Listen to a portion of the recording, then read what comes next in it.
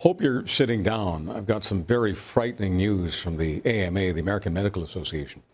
78 million people, 1/3 of the American population, has suddenly acquired a deadly disease, obesity. As if the hysteria about waistlines wasn't bad enough already. The Medical Association has now escalated those extra pounds into a full-fledged pandemic. Folks, it's time to get real. It's time not to panic. It's time for some Canadian common sense. This declaration of obesity as a disease, it actually does carry a lot of weight, if you'll pardon the pun. No, American doctors can't set policy, but unfortunately, this bold diagnosis for Western society could easily end up doing a lot more harm than good. A lot more. Because the prescription for obesity as a disease can quickly become as lazy as this announcement, where surgery and more diet pills all too easily replace willpower and exercise and the focus of the human mind. This is the witch hunt against big food and big soda, and it's escalating. Yeah, I know it's not as simple as calories in, calories out, especially if you've got your mom's hips and your daddy's love handles, et cetera, but let me just revisit all that in a moment. Let me demonstrate how the basic tools for measuring health are wrong. The American Medical Association's own Council on Science and Public Health did a study only last year stating obesity should not, I repeat, should not be considered a disease, making it clear that the disease label may help outcomes for some people, but worsen it for others. Yet, despite that very solid recommendation from their own people, the AMA ignores it. Why does, well, I mean, seriously, why does the AMA's own research council think labeling obesity as a disease is a bad idea? Because they're not fools.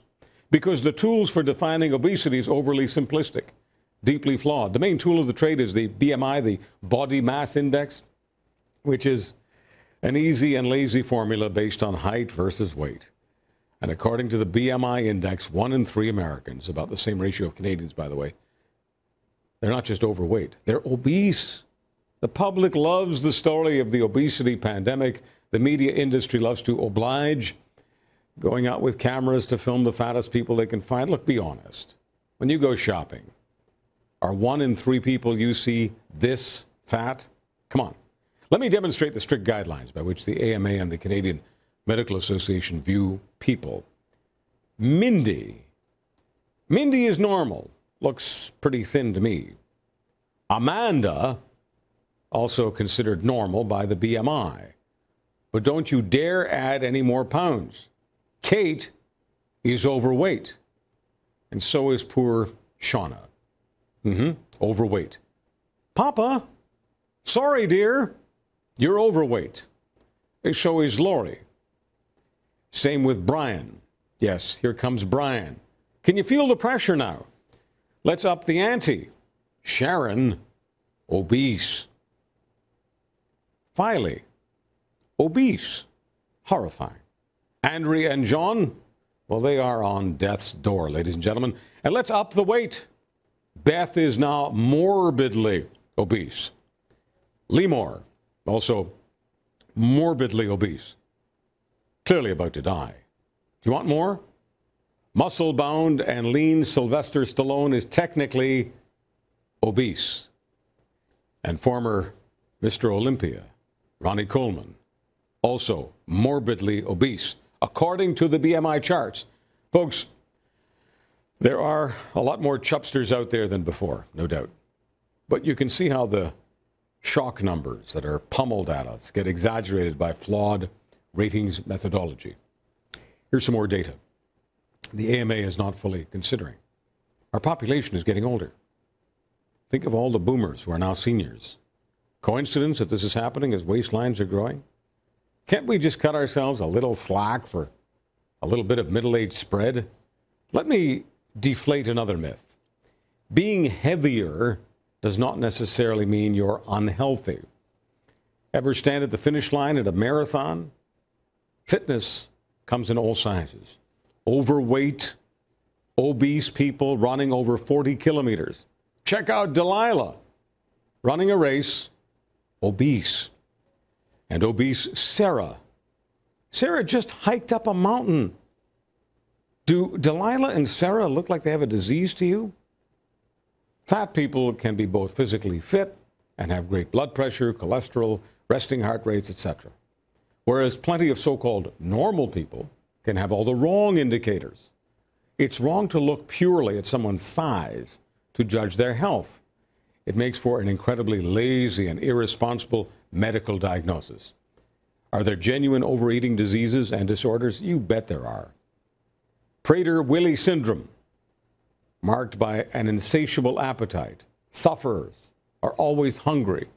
1 in 3 people, though? Hardly. We're talking about 1 in 25,000.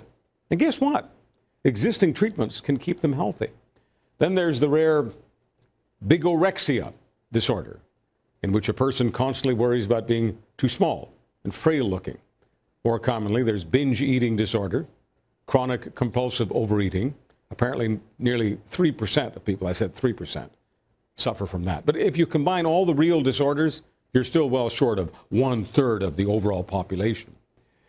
But doctors have been quoted as saying that when obese people cut their food intake, they get really, really, really hungry and get a little depressed. Therefore, their suffering should be classified as a disease. Give me a break. Look, we all know extra weight does mean extra risk. Risk is not the same thing as illness. Labeling someone as unhealthy requires a lot more than having them step on a scale.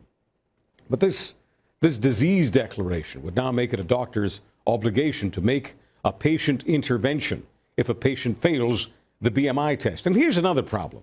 Calling obesity a disease all too easily removes a person's responsibility. That's right. Personal responsibility gets trashed. And it opens the door for the need for surgery, diet drugs to help treat the disease. And doctors and pharma companies will only be too happy to oblige. Message: you can't do this on your own. Time for a quick fix, invasive surgery, drug prescription. The lawyers will love this as well, blaming McDonald's for enabling disease and employers who don't make enough special accommodations for diseased fat employees. Obesity disability claims are set to go through the roof.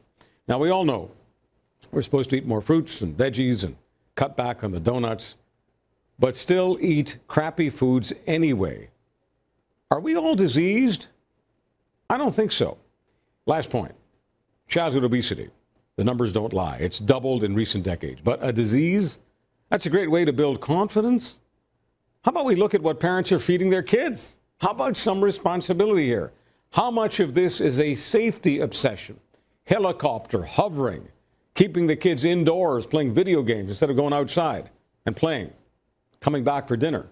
In summary, labeling obesity as a disease is just flat out wrong, because how we measure health is all wrong.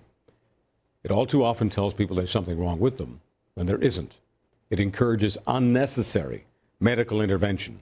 It supports a very serious illness in our society, that there's always someone else or something else to blame for your lot in life.